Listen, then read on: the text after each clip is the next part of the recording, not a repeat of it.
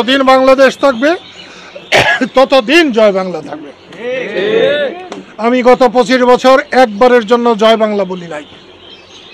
আজকে শপথ করে গেলাম মায়ের কবরে, বাবার কবরে, যে আজ থেকে আমি জয় বাংলা বলবো। জয় বাংলা আমাদের সবার।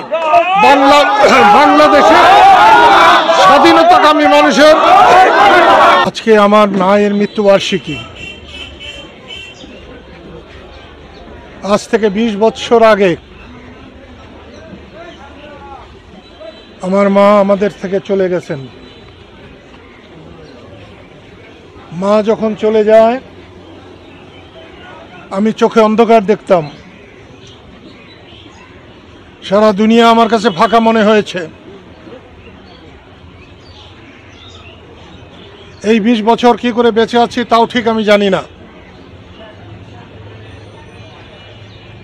আমি এখানেই জন্মেছিলাম। এইখানে যে গাছটা আছে জাম গাছ, আরেকটা বড় জাম গাছ ছিল, তার পাশে আমার নারী পোতা হয়েছিল যাতে আমি ভালো হই। আমি ভালো হয়েছিলাম কিনা জানি না, কিন্তু মুক্তিযুদ্ধ আমাকে মানুষ করে দিয়েছে। মুক্তিযুদ্ধে আমি রুখে দাঁড়াতে পারবো এটাও আমার ধারণা ছিল না। তখন আমাদের নেতা ছিলেন বড় ভাই লতিফ সিদ্দিকী। আমরা তার নেতৃত্বেই চলেছি। আল্লাহ আমাদেরকে জয় দিয়েছিলেন, বাংলাদেশ স্বাধীন হয়েছিল। আজকে এত দালান কোঠা, ঘর বাড়ি, রাস্তাঘাট, বাংলাদেশ স্বাধীন না হলে এর কিছুই হতো না। কিন্তু বড় দুর্ভাগ্যের বিষয়, আজ অনেকেই সেই স্বাধীনতাকে মনেই করতে চায় না। 5ই জানুয়ারি, 5ই আগস্ট হাসিনা সরকারের পতন হয়েছে।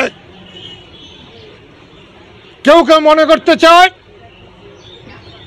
যে এটা স্বাধীনতার পতন হয়েছে। না, কোনো মতেই না। স্বাধীনতা না থাকলে আজকে যে নেতারা একটা বিপ্লব ঘটিয়েছে, আমি তাদের বিপ্লবের জন্য তাদেরকে সাধুবাদ জানাই। এবং তারা যদি ঠিকভাবে চলতে পারতেন তাহলে বহু বছর তাদেরকে মানুষ স্মরণ রাখত। কিন্তু তারা স্বাধীনতাকে প্রশ্নবিদ্ধ করে ফেলেছে। তারা বঙ্গবন্ধুকে মানে না, তারা জিয়াউর রহমানকে মানে না, তারা আমাদের কাউকেই মানে না। এটা ভালো কথা নয়। তোমরা আসছো আমার মায়ের মৃত্যুবার্ষিকীতে, এজন্য আমার বুক ভরে গেছে। 71-এ বড় ভাই আমার পাশে ছিলেন, জয়ী হয়েছিলাম। 75-এ পাশে ছিলেন, জয়ী হয়েছিলাম। আজকে আবার আমার বড় ভাই পাশে আছে।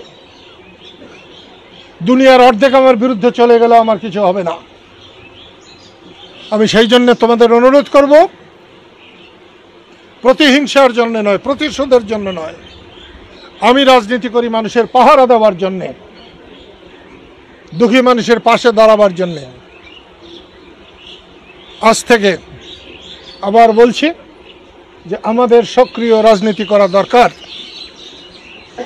মায়ের কবর থেকে, বাবার কবর থেকে অনুমতি নিয়ে মানুষের সেবা করায় আমরা প্রত্যেকেই ঝাঁপিয়ে পড়ব।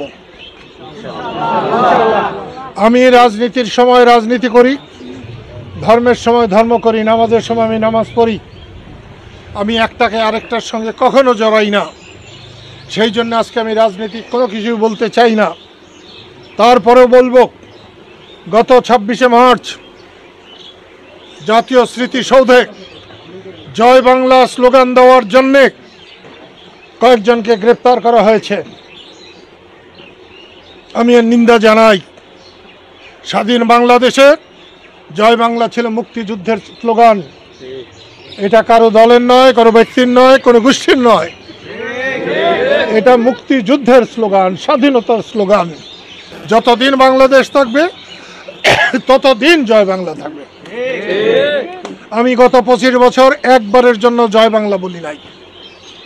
আজকে শপথ করে গেলাম মায়ের কবরে, বাবার কবরে, যে আজ থেকে আমি জয় বাংলা বলবো। জয় বাংলা আমাদের সবার। বাংলাদেশের স্বাধীনতাকামী মানুষের বাংলাদেশের মানুষের হবে জয় বাংলা। আল্লাহ আমাদের সবাইকে তার পবিত্র আরশের ছায়াতলে রাখুন। ধন্যবাদ। জয় বাংলা।